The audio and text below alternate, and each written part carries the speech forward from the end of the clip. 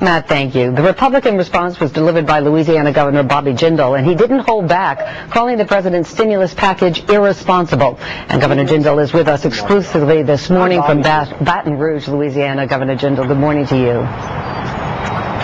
Good morning, Meredith. Thank you for having me this morning. Pleasure to have you here. Before we discuss what you believe was wrong with the president's speech last night, what do you believe was right?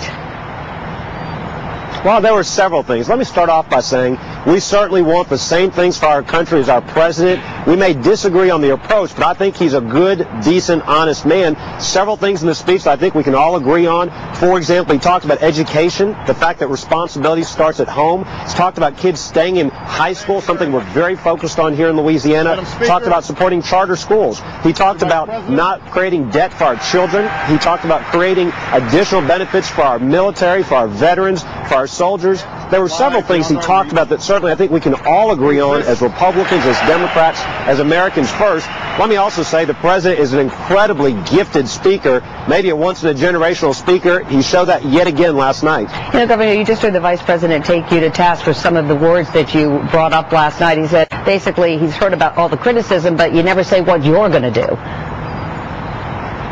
Well, look, the Republicans have laid out a plan. For example, rather than spending $1 billion on the census, $300 million by federal government cars, instead of all the wasteful spending and the stimulus, why not do what they first said they were going to do? Let's do targeted infrastructure investments. Let's do tax breaks. Let's lower permanently the lower tax rates on the lower tax brackets of the income tax. Let's cut taxes on capital gains. Let's give a more aggressive net carry forward of losses for small businesses. It was in the House version. It was in the Senate version. Somehow it got reduced substantially in the conference.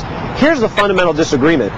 We think we do need to work to get the economy moving. We think it's more important to get the private sector moving rather than just spending government money. It's not about creating deficits. They call these temporary government programs. I fear these are going to become permanent government programs. There's not enough money in Washington to grow our economy. We cannot tax and borrow our way out of this. So we agree we need to get our economy moving. The reality, though, is we think we need to focus on getting our businesses to hire people, to create jobs. That will help to address the challenges that our country is facing. Governor, one of your fellow Republican governors, Utah's John Huntsman, agrees that there is wasteful spending in the stimulus package. But he says when it comes to fiscal responsibility, the Republicans have no credibility. As he put it, our moral responsibility was completely taken away from us because of our behavior in the last few years. Do you agree with him?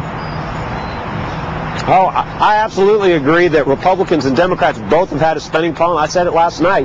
The people of America elected Republicans to go to Washington to change Washington, and instead we became captive to the same special interest. The Republican Party defended earmarks and increased spending we never would have tolerated in the other side.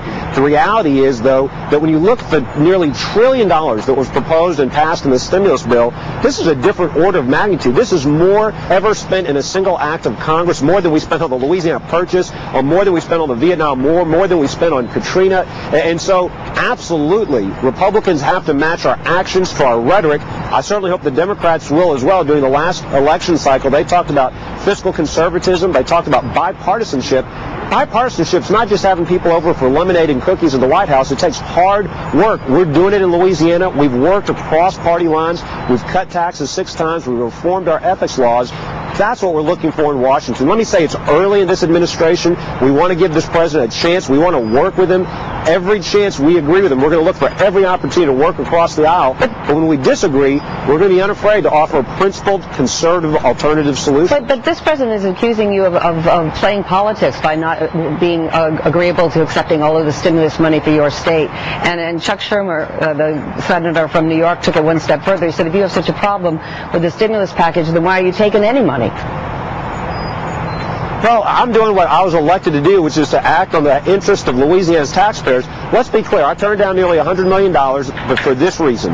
We're talking about temporary federal money that would require us to make a permanent change in our state law that would increase spending permanently. When those dollars ran out, we're talking about ongoing obligations for Louisiana's taxpayers. It would result in higher taxes in our businesses. I disagree with that approach. I don't think we should be raising taxes on businesses, especially in this economy. And by the way, I know it was a 1,000-page bill that they got at midnight and they voted on very quickly. Maybe they should read the bill, because at first the Democratic Party came out and said, no, you don't have to make a permanent change, except that's what their bill says. Now the senator is trying to say, well, you can't pick and choose, but the bill does say that you're allowed. Governors should, by the way, look at every provision, every program.